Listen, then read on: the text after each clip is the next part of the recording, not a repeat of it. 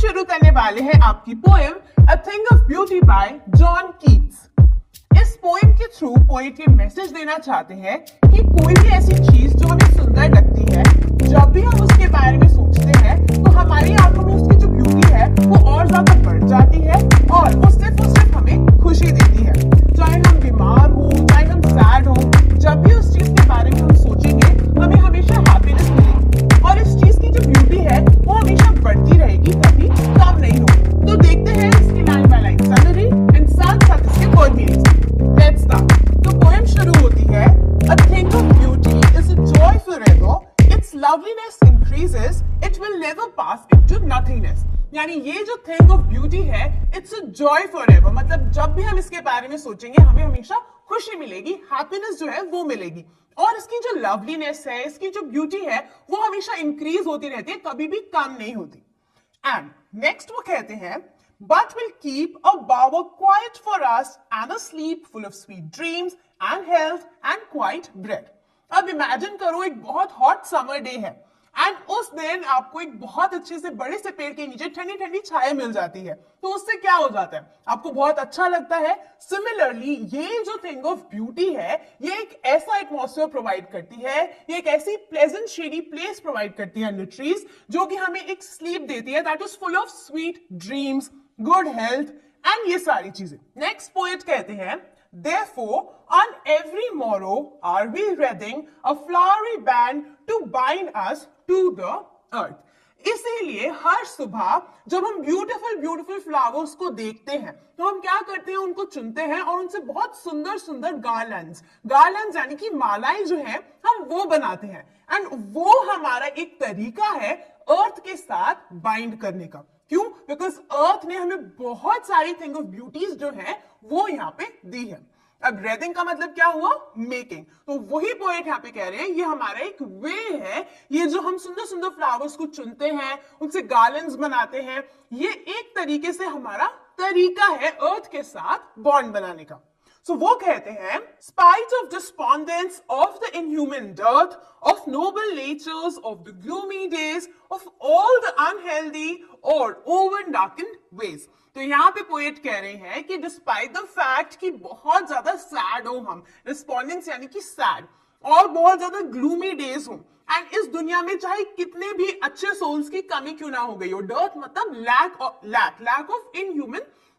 Of inhuman souls, चाहे उनकी कमी क्यों ना हो गई हो, लेकिन ये जो थिंग ऑफ ब्यूटी है इन सब चीजों के बारे में हम भूल जाते हैं जब हम इसके बारे में सोचते हैं। तो चाहे अच्छे लोगों की कमी क्यों ना हो, चाहे लोगों में ह्यूमैनिटी रहे या ना रहे, ये जो थिंग ऑफ ब्यूटी है ये हमेशा हमें हैप्पीनेस प्रोवाइड करेगी जब हमें ऐसा लगेगा कि हमारे अराउंड कुछ भी अच्छा नहीं हो रहा। तो वही कह रहे हैं of all unhealthy and over darkened ways. Over darkened यानी कि वो दिन जब हमें ऐसा लगता है कि नहीं, हमारे आसपास बिल्कुल भी कुछ भी अच्छा नहीं हो रहा, हम बहुत सैड हो जाते हैं, बहुत ग्लूमी हो जाते हैं, या जब हम बीमार होते हैं तो हमें ऐसा लगता है कि अब कुछ भी नहीं कर सकते हम। तो इन सब चीजों को ये जो थिंग ऑफ ब्यूटी है ओवर पावर करती है। नेक्स्ट क्या कहते हैं poet, made for our searching, yes, in spite of all, some shape of beauty moves away the pall from our dark spirits। तो वो यही कह रहे हैं कि हाँ, इन दिनों में जब हमें ऐसा लगता है कि कोई ना कोई ऐसी चीज हो जो हमें हैप्पीनेस दे,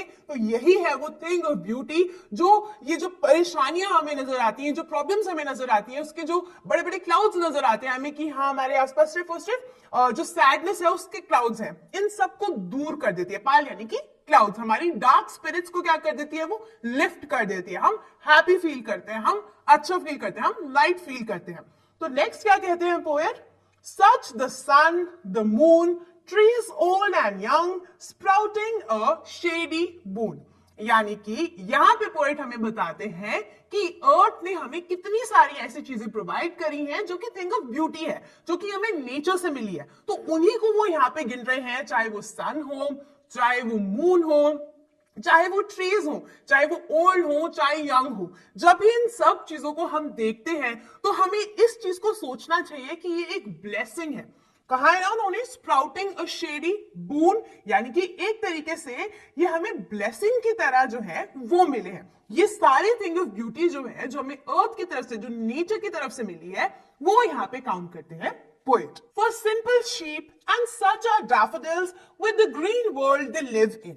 यानी कि ऐसा नहीं है कि ये जो अर्थ की प्रोवाइड करी हुई थिंग ऑफ ब्यूटी है ये सिर्फ हमारे लिए, सिर्फ ह्यूमंस के लिए है, बट ऑल्सो फॉर एनिमल्स। अगर हम शीप की बात करें या फिर अगर हम यहाँ पे बात करें प्यारे प्यारे फ्लावर्स की, जैसे डैफोडिल्स की बात करें, तो ये सारे जब हम इनको फॉरेस्ट में देखते हैं तो ये कितने ज्यादा ब्यूटीफुल लगते हैं। तो ये लिखा है ना उन्होंने, with the green world they live in, तो इसका मतलब हुआ यहाँ पे इन द फॉरेस्ट। तो जब ये सारी चीजें हम देखते हैं तो हमें क्या लगता है, हमें हैप्पीनेस फील होती है। तभी हम नेचर के पास जाने की कोशिश करते हैं। हम माउंटेन्स में क्यों जाते हैं, हम ऐसी जगहों पे क्यों जाते हैं जहां हमें कनेक्ट फील हो नेचर के साथ, क्योंकि हमें हैप्पीनेस मिलती है।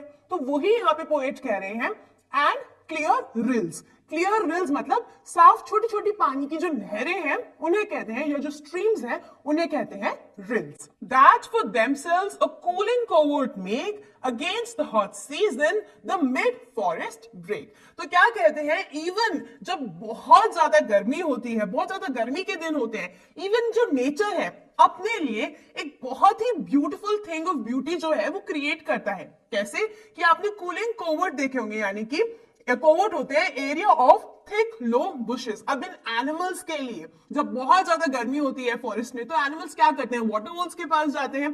तो वो जो एरिया है वो कितना ही प्रिटी लगता है जब वहां पे क्लियर रिल्स यानी छोटी छोटी पानी की जो स्ट्रीम्स हैं वो बह रही होती है, उसके साथ में इतने प्रिटी प्रिटी फ्लावर्स होते हैं एंड छोटी छोटी जो बुशेस होती हैं वो होती हैं। तो एक तरीके से क्या, वो जो ये बुशेस है, जब इनके अंदर जो एनिमल्स हैं वो चुपके बैठते हैं तो उनको क्या मिलती है, उनको शेड मिलती है, उनको जो ब्यूटी है वो इस चीज को एक्सपीरियंस करते हैं। तो नेचर भी इन टाइम्स जब बहुत ज्यादा गर्मी होती है, even at that time nature जो है अपने लिए खुद एक तरीके से कूलिंग एटमॉस्फेयर जो है वो क्रिएट करता है, एंड इसी के बारे में वो यहाँ पे बात कर रहे हैं। Rich with a sprinkling of fair musk rose blooms, यानी यहाँ पे पोएट कह रहे हैं ये इसके साथ साथ, ये जो ब्यूटी है उसके साथ साथ किसकी खुशबू आती है, जो मस्क रोज होते हैं जब वो खिलते हैं तो उनकी जो खुशबू है वो हर तरफ स्प्रिंकल हो जाती है, यानी कि हर तरफ वो फैल जाती है। तो इमेजिन कितना ही अच्छा लगता होगा जब प्यारी प्यारी मीठी मीठी ऐसी खुशबू आती है इन फ्लावर्स की, ठंडा ठंडा पानी साइड से बह रहा होता है, साइड में शेड भी होता है, प्यारे प्यारे फ्लावर्स होते हैं। तो ये एक तरीके का क्या है, नेचर ने क्रिएट किया है एक थिंग ऑफ ब्यूटी।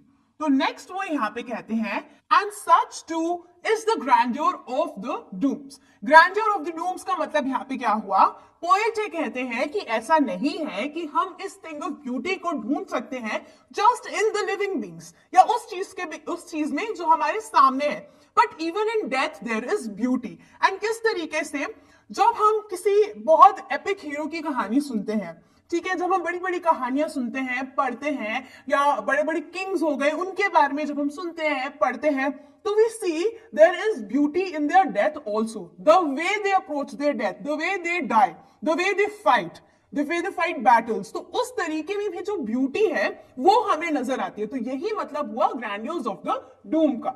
अब यहाँ पे क्या कहते हैं, we have imagined for the mighty dead. तो इसी चीज को वो यहाँ पे लिंक करते हैं। फॉर इंस्टेंस, आप किसी हिस्टोरिकल मॉन्यूमेंट पे जाते हो एंड वहां पे जाके जब आप आसपास की सारी चीजों को देखते हो, ऑब्जर्व करते हो, तो कहीं ना कहीं आपको एक बहुत ही डिफरेंट फीलिंग जो है वो आप रिसीव करते हो। जैसे कि आपको लगता है कि यहाँ पे क्या हुआ होगा, कैसे हुआ होगा, या यहाँ पे किसी ऐसी जगह पे जाते हो जहां पे वॉर जो है या जो बैटल्स है वो हुए हैं, तो जब उनके बारे में आप इमेजिन करते हो तो एक अलग तरीके की फीलिंग जो है वो आप एक्सपीरियंस करते हो। तो वो चीज को भी यहाँ पे जो पोएट है क्या कहते हैं, that is also a thing of beauty, जो कि हम एक्सपीरियंस कर रहे हैं, जो हम एक्सपीरियंस सिर्फ लिविंग बींग्स में नहीं कर रहे, ऑल्सो इन डेथ जो हम इस चीज को एक्सपीरियंस कर पा रहे हैं उसके बारे में सोच के। तो वही यहाँ पे ये कहते हैं, all lovely tales that we have heard or read, an endless fountain of immortal drink pouring onto us from the heavens drink।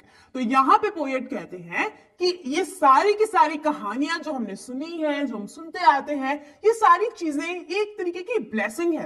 And ये ब्लेसिंग हमें कहां से मिल रही है, तो वही कहते हैं कि एक एंडलेस फाउंटेन है, ऐसी फाउंटेन जिसका कोई एंड नहीं है, जो कभी भी बंद नहीं हो सकती, of immortal drink. Immortal is something, वो चीज जो कि कभी खत्म नहीं हो सकती, समथिंग दैट नेवर डाइज. तो वो जो ड्रिंक है वो कभी खत्म नहीं हो सकती. ये जो फाउंटेन है, it has this immortal drink जो कहां से पोर हो रही है, डायरेक्टली फ्रॉम द हेवन. यानी कि ये सारी की सारी ब्यूटीफुल चीजें जो हम एक्सपीरियंस करते हैं in living, even the things that are not there, that are dead, ये सारी की सारी चीजें जो हैं ये ब्लेसिंग्स हैं जो हमें कहां से मिल रही हैं, from directly from the haven. And यहाँ पे ये जो पोएम है वो खत्म हो जाती है. तो अगर हम इस पोएम की बात करें तो यहां हम देखते हैं पोएट कह रहे हैं कि कोई भी ऐसी चीज जो हमें हैप्पीनेस देती है, कोई भी ऐसा थिंग ऑफ ब्यूटी, चाहे वो कुछ भी क्यों ना हो, जो हमने फील करी हो, जो हमने एक्सपीरियंस करी हो, वो चीज हमेशा थ्रू आउट हमें हैप्पीनेस देगी. It will be a joy that is ever lasting. उसकी जो ब्यूटी है, उसकी जो लवलीनेस है, कभी वो खत्म नहीं होगी. एंड यही ऐसी चीज है, जब भी हम सैड होते हैं, जब हम सिक होते हैं, यही चीज है जो हमारी ड्राइविंग फोर्स बनती है, जो हमें हैप्पीनेस देती है, जो हमें पुश करती है फॉरवर्ड टू डू समथिंग. तो अब हम देख लेते हैं इस पोएम में कौन से लिटरेरी डिवाइसेस यूज किए गए. Let's have a look. तो इस पोएम में जो दो मेन लिटरेरी डिवाइसेस यूज किए गए हैं वो है एलिट्रेशन, जैसे कि हैव हर्ड, जो हम लास्ट स्टैंजा में देखते हैं almost, and then is imagery. Imagery को हम एग्जांपल देखते हैं जब पोएट बताते हैं ग्रैंडियर ऑफ डूम्स के बारे में, जो हमसे इमेजिन कराते हैं ऐसी जगह जहां पे बहुत ब्यूटीफुल सी सीनरी हो, जैसे कि फूलिंग फ्लावर्स हो, डैफोडिल्स हो, ये सारी चीजें. सो ये तो थी summary of the poem a thing of beauty bye John Keats. हमने देखी उसकी लाइन बाय लाइन एक्सप्लेनेशन, हमने उसके साथ साथ डिफिकल्ट वर्ड मीनिंग्स भी देखे और देखे उसके लिटरेरी डिवाइसेस. अब आप मुझे बताना इन कमेंट सेक्शन कि आपको क्या लगता है कि आपकी लाइफ में ऐसी कौन सी चीज है that is a thing of beauty, जिसके बारे में आप जब भी सोचते हो आपको बहुत अच्छा लगता है. That's all for this video. Now until the next video, keep practicing, keep learning.